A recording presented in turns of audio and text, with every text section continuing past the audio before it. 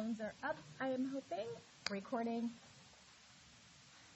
2.2, day 1. So we did 2.1 for 2 days. So arithmetic, geometric. And we're going back to arithmetic today and doing some more stuff with it, and geometric tomorrow. Then that will complete everything you need for the quiz that opens today, and you have a full week to do it. So guys, no zeros. Come on. Make sure you take the time to work on it. Find a friend to work on it with. Use your notes. Okay? You're allowed to do all that stuff. Let's get some high scores on those quizzes. And then Monday's a 2.3 one day only, and then Tuesday's going to be a work day where we just work on any of the assignments that we didn't finish, questions, watch the video if you need to, work on the quiz with your friends in class, and maybe you want to bring your laptop on Tuesday. Whatever Tuesday you want it to be is that. Okay. Anybody have questions for me about anything? Oh, and a homework check on Tuesday. Okay. Anybody have questions about any of that? I think you guys are going to find this lesson pretty easy and the homework pretty short, so that's nice. Okay. I probably shouldn't admit it, but I'm going to admit it. When I do all of this stuff ahead of time and, kind of pick the problems and how I'm going to do it and change some things or whatever, but I never made a connection between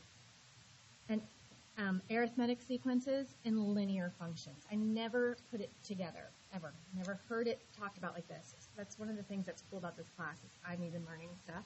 And I think you guys will find that this is really kind of a neat connection if you nerd out about math like I do. If not, it'll just be pretty easy for you, probably. So let me just read this first paragraph.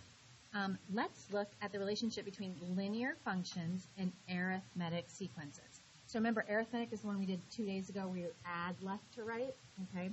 We know that a linear function in the form, slope-intercept form, describes a continuous function whose domain and range is all real numbers, right? Picture a graph of a line. It's continuous, meaning if you were drawing it, your pen or pencil wouldn't pick up from the paper, and it goes on forever and ever in all directions. The y-intercept of a point is 0b, right? B is our y-intercept, so x value is 0 in a line. Just going over Algebra 1 stuff here. And rate of change is the m, which represents the slope of a line, okay? So all that is just stuff about a line. Arithmetic sequences can be represented by linear functions. However, sequences and their corresponding functions have different things.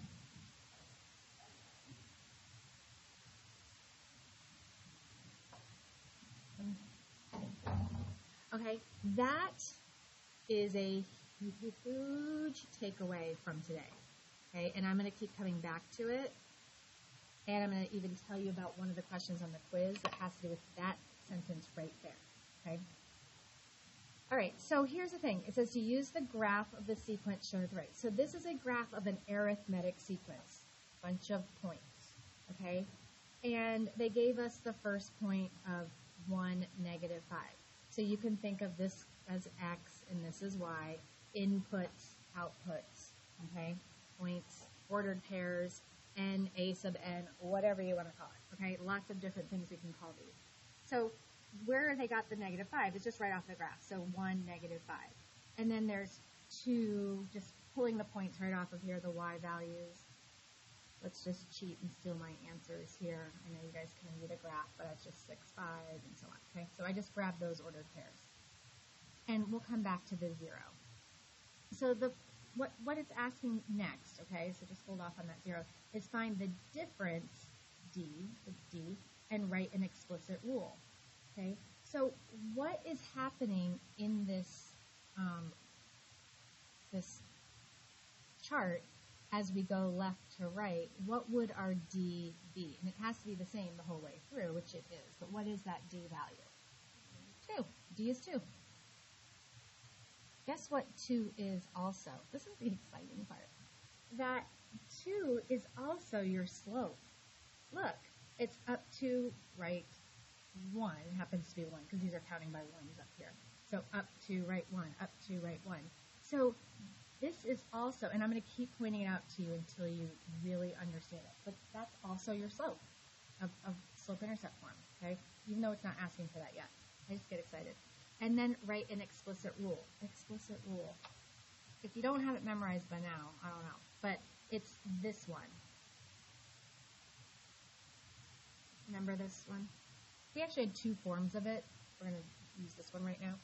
Okay, so write an explicit rule, which is the first term. The first term is -5.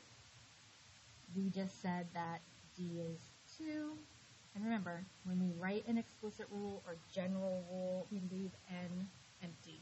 It's open in case you want to find any other one. Okay? Okay, so far, no big deal. Let's go back to the chart, though, and figure out what this one would be. We've already learned how to do that, right? We're adding 2 in this direction. We're subtracting 2 in this direction. So what would go right here? -7. Now look at the graph. That would be your y-intercept. Think about what I just said. Your zero term is also your a sub 0. Remember when we rewrote this? I said you could use, let me remind you. Sorry, I get excited. I gave you both formulas. I gave you this formula and this formula on Tuesday, and I said you can use either one. Sometimes we use that one, sometimes we use this one. Pick whichever one you want. But really, this one is just this one simplified. Remember that, okay?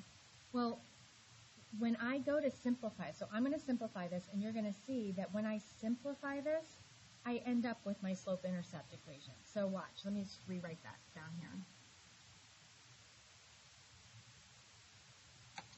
So I'm going to distribute the 2, right? 2 times n, 2 times -1.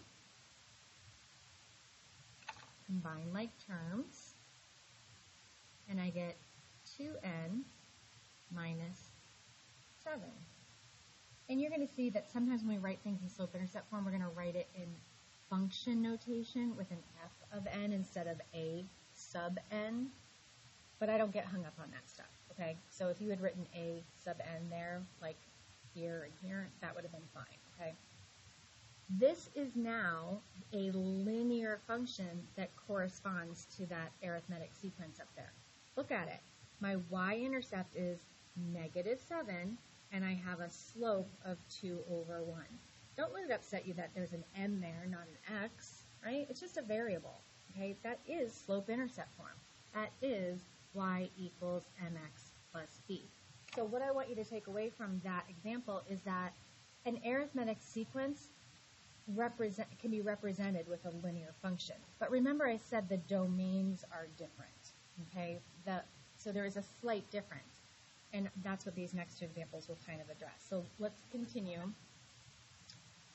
We have an arithmetic sequence represented in a chart where they gave us the first term is 17, and they give us the 8th term is -39. And they want us to state the domain and the range. Okay, so we think back to our knowledge. Domain is our x values, range is our y values. My x value is already given to me, right? I know my domain. It's 1, 2, 3, 4, 5, 6, 7, 8. It's just those numbers. Those are the only numbers. And I know the first number in my range, and I know the last number, but I need the numbers in between. Okay? Think. Guys, concentrate. Think. I'm so excited someone can figure this out. How can I figure out, like in the last one I had a graph. I could, if I knew it was slope, I could figure out the slope looking at the graph. I had, and I had all these points, and I could figure out the D just by looking at what are we adding as we go left, right. How can I figure out the D just given 2 points? That's what those are. Those are 2 ordered pairs. How can I find the D with just those?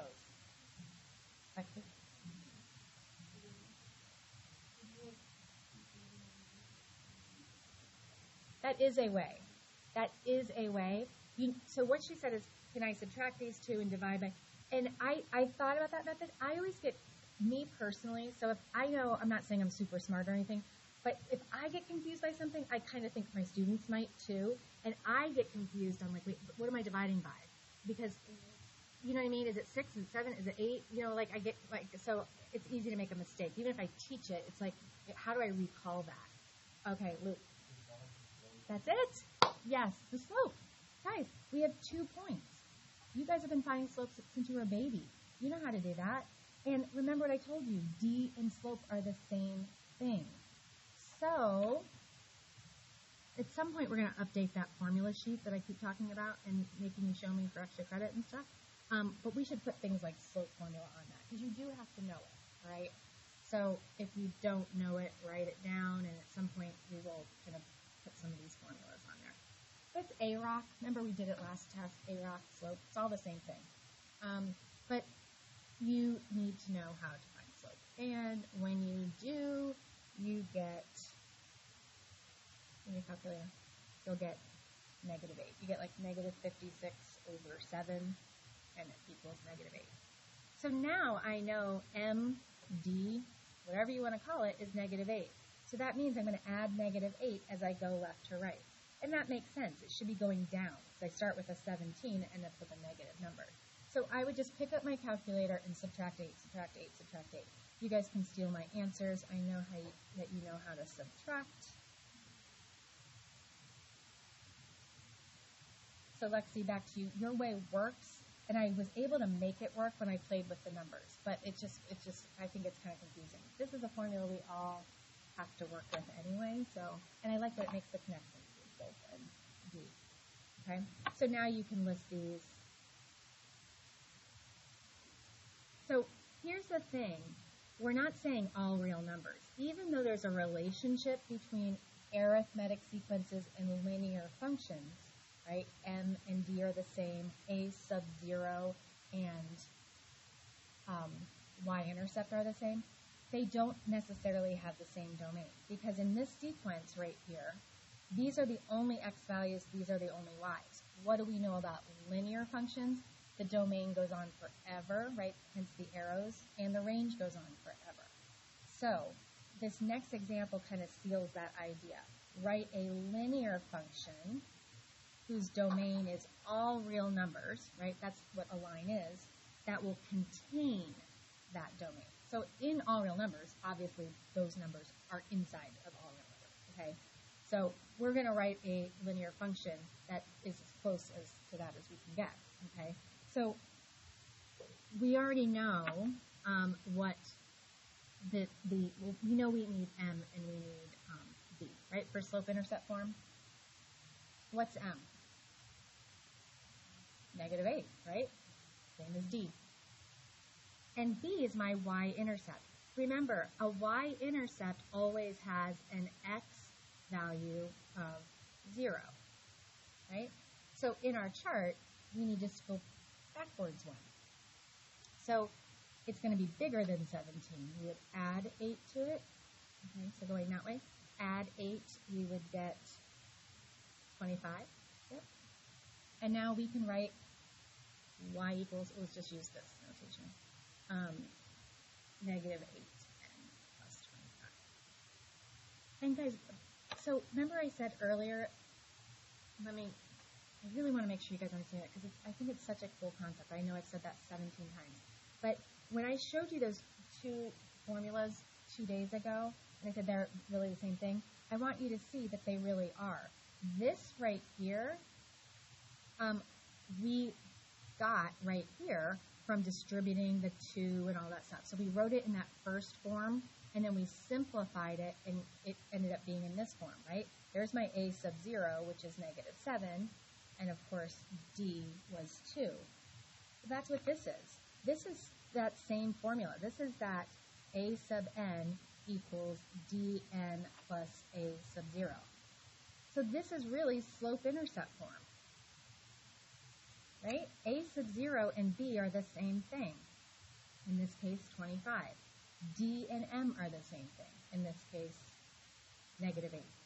Isn't that kind of cool? Do we get it? We're just not as excited. Understood. Do you understand it, though? Do you get what I'm saying? Let's do another one. I want to see some excitement. Good stuff. Yeah. Okay. All right, the explicit formula we know denotes the nth term of the sequence, right? A sub n, where n tells the term's location. Let me just decipher that for you. So 2, 4, 6, 8. Let me just make that up. 2, 4, 6, 8, 10. Right? That's an arithmetic sequence. We're adding 2 each time. Okay?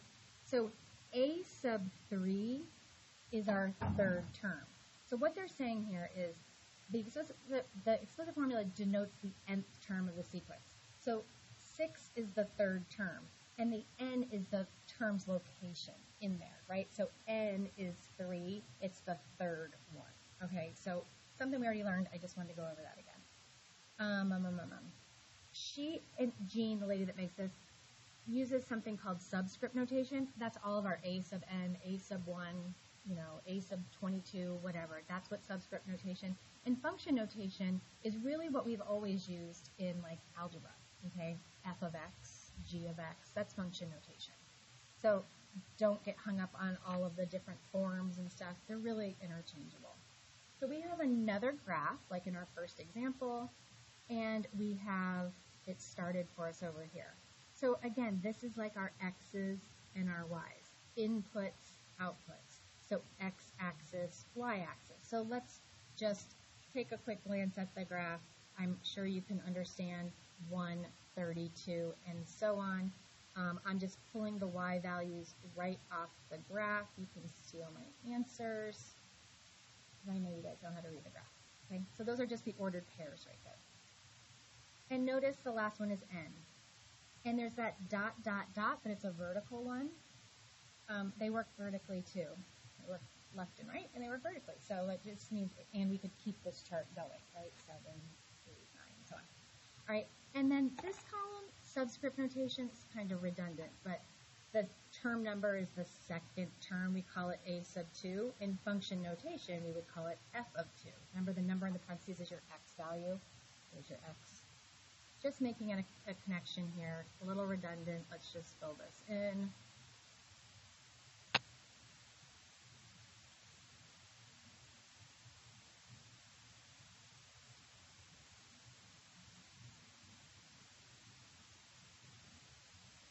Okay.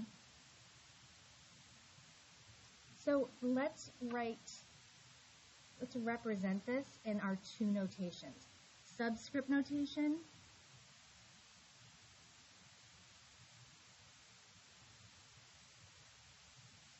and function notation. There's a lot of different ways we could write this. I'm going to go ahead and call it like mn plus b, slope, y-intercept. But again, this formula is the same as this formula. I want you to make all those little connections. And either of these formulas can be derived from this one. If you simplify what I have in green, you'll get those formulas, okay? So they're all connected, just different names for all the same pieces of a graph, okay? So let's do this. We have A sub n, and then we put our first term. First term is 32, plus our d. We didn't talk about it yet. What is our d? What's happening as we go? And don't get confused by it's not left to right. Now it would be like from up to down. Picture it sideways. So from 32 to 27, 27 to 22, or you could use the graph. Right? You could look at the graph and either one. What are we doing in this graph? We are going down how many? 5. Right? Slope negative 5. Going down by 5. Okay, so minus 5 and minus 1. There's our arithmetic. Okay, so subscript, what I think of as like our arithmetic way of writing it. Function notations like slope-intercept form. So f of n. Now I could do one of two things here. I could work with this equation, distributing the negative 5, or I could work backwards and find my 0 term. right? 32 plus 5 is 37. So I know a sub 0, also known as b, is 37. So I could jump right to that and plug in, or like I said, I could distribute the negative 5 and go from there. Whatever way, you're going to get the same answer. So I know that my slope is negative 5. I'm calling that n. And then my y-intercept would be 32. My y-intercept, also known as a sub 0. 30, what is it? Sorry, 37. Just seeing if you're paying attention, and you are. Good job. Okay. Are we getting it? Okay, next one, super easy, almost busy work, embarrassing. You deserve to have some easy problems, it's okay. Given an explicit formula, write the first 10 terms. Okay. I can plug 1 in, 2 in, 3 in, 4 in, all the way up to 10 and pull out my calculator, and all of us will get it right, I think. But there's an easier way to do that. Okay, let's find the first term. Or maybe you can tell what the first term is. No. Why is the first term that? Let's plug in a 1.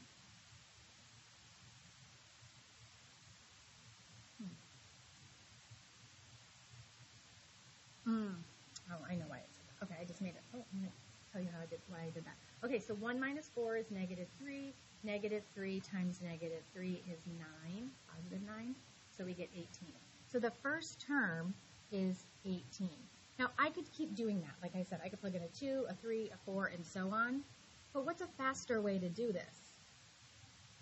Subtract 3. Who said that? Good job. Good job. Yeah, this is my D. Okay? Why? This is what I got confused of for a second. Why isn't 9 a sub 1? Because I knew the answer was 18. I have the key in front of me. That's how I knew. But at first I was like, oh, wait, we can just grab that number. How do I know just by looking at this right here that 9 is not the first term? It's the fourth term. Yep, it's the fourth term. Remember, those match. I just think this is such... Get it. I'll stop. Okay, just subtract 3. And what's really nice about these calculators, guys, is, you don't have to do minus 3, then write it down. Do a whole bunch of them. Hit minus 3 a few times, then write them down.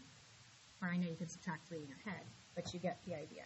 So 9, 6, 3, 0, negative 3, negative 6, negative 9. There's our first 10 terms.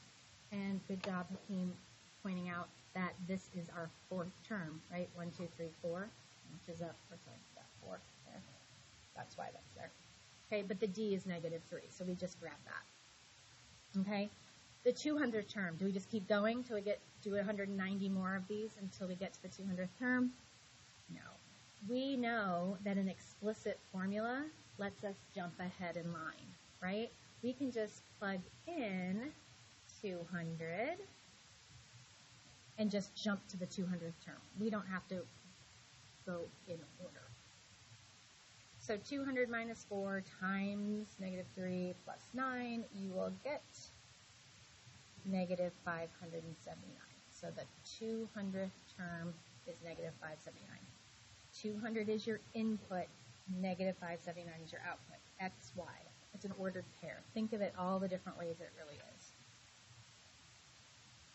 Let's write the slope-intercept form of the formula. Again, that's just doing this step right here. You have 2 ways to do it. We can simplify this that was given to us, which I'm going to do just to change it up, or we could figure out what the term before this is, because that would be a sub 0, also known as our y-intercept. Okay, there's 2 different ways you could do it. Let me just do it the other way, though. So I'm going to just simplify this by distributing. And the reason I want to do this is because some people in first period were doing this wrong in their homework. And you see me covering up the 9, because you don't do 9 minus 3, guys. It's not 9 minus 3 is 6. You have to distribute the negative 3 first. And don't forget, you have to distribute a negative 3. So that plus you, negative 3n plus 12. Then I'll bring that 9 down and combine like terms. And I get f of n equals, I'm going to put my slope first, but I wouldn't mark it wrong if you put it in another order, plus 21. And it makes sense because a sub 0, if I went backwards, that would be 21. Add 3 the other direction, and that's my y-intercept, 0, 21. Okay? We have one last problem to do. It wouldn't be a normal day if we didn't throw a word problem in there. We're going to do example 6, not 7, and then we're done. Okay. I'm going to change how I did this last period, so I kind of messed up a little bit. All right. Wish me luck. Elizabeth waters her vegetable garden using water she collects in a 55-gallon rain barrel. On May 3rd, the rain barrel was full. On May 8th, it contained 47. Okay, so let's just take a second and think about that. On this date, it had a height of this. On another date, it had a height of this. Time and height. Typical word problem in algebra. X is your time. Y is the height of something. And this is just how much water in a barrel. You could think of this as two ordered pairs. We can think of it as on the 3rd, there were 55 gallons. On the 8th, there was 47 gallons. Okay, now I've played with this problem quite a bit, as I do. Spend way too much time playing with these problems. But could I use zero, call this like the zero term, the first term? There's a lot of different ways I could have manipulated this. I think it's easiest in this case to just leave it as day 3 and day 8. But here's the tricky part about a word problem like this. A sub 0 is actually May 3rd. The day that it's full. We can't go before. Well, let me come back to that. Just understand, and I'll come back to why we have to think of this as A sub 0 in a second. Okay? Let's just first work with these two ordered pairs. I just pulled kind of out of the problem. What do I know I can get from my two ordered pairs, Luke? The slope, right? Which, aka the d. Because what I need to do is find the first 6 terms, right? So I am going to just find the slope. So 47 minus 55, 8 minus 3. Trust me, I did this in my calculator. I get negative 1.6. So the highest amount we can have in there is 55. That's how big the barrel is. And it's full on day 1, day 0, day 3, what? It's kind of confusing, right? But just kind of think of the common sense of it. It can have 55 when it's full, and then we go down by negative 1.6. So I'm just subtracting as I go through. I did this on my calculator, so you can trust me. And I'm looking at the key, so those are right. Okay, so I just did minus 1.6 to get the first 6 terms. So this is May 3rd, 4th, 5th, 6th, 7th, and it makes sense. That's the 8th, okay? Now, this is where I kind of messed up. Since this is the first day, the 3rd, May 3rd, what are we calling it? You really have to think of this as A sub 0. And because of that, we need to use this form of the arithmetic sequence formulas. Remember, we have 2 of them. I have to use this one, and I'll explain why. So just stay with me for a second. So write an explicit rule.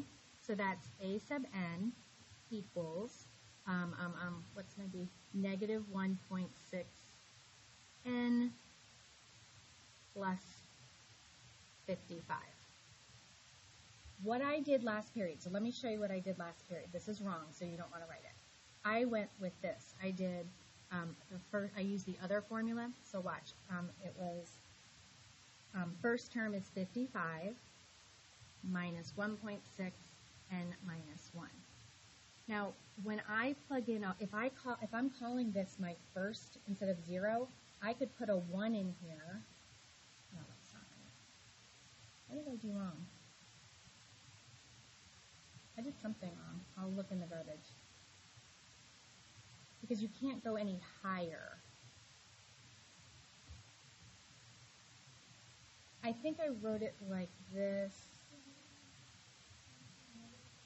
Yeah, so yes, there it is.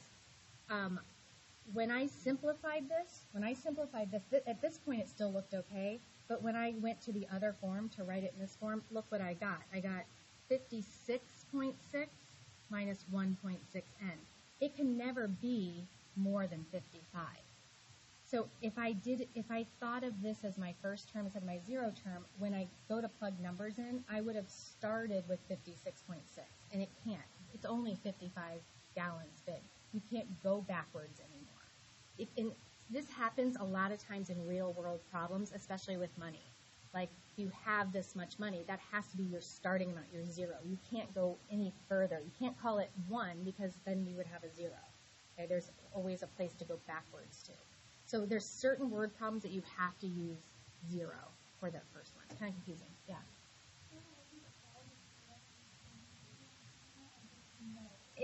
Yes, there is. Yes, there is. And in this is kind of what I have come up with. It's almost common sense, and I don't mean that in a offensive way. 55, what is 55 gallons? Can I go any bigger than 55? I can't. So 55 has to be 0 before anything happens, like money. But like in a linear function, like, you know what I mean? Like when it goes on forever, it really doesn't matter. But with some of the real world problems, you just have to be careful. And so just what I could say is always calling that first one a sub 0. We'll see more examples, don't worry. But using a sub 0 as your first one is usually the smartest idea. Okay, and one last thing, so there it is. And one last thing, explain when the rain barrel will be empty. So when will the height be 0? It's just an equation. Okay, so on what day, or in how many days, I should say, would the barrel have 0 in it? Okay, so I would subtract 55, divide by negative 1.6.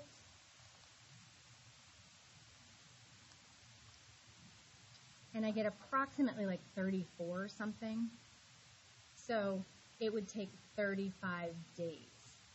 Now we could get out a calendar and figure out what day that is. From the 3rd, May 3rd, 35 days out would be in June sometime. But this is good enough. In 35 days, it would be empty. 34 days and a little bit more on the 35th day. Okay? All right, word problems in here are kind of annoying, I'm not gonna lie. All right, so let me give you your assignment. You're gonna have tons of time to finish it. I made it really short.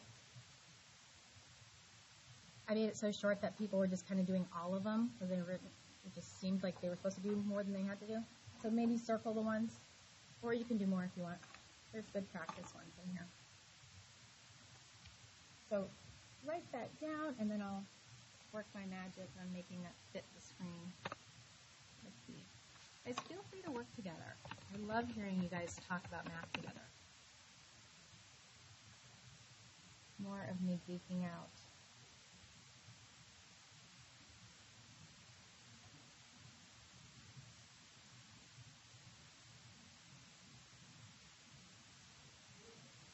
Even if you want to move your seats around, I don't care at this point. Once I'm done teaching, if you want to go sit with somebody in the back so you can sit together, I don't care.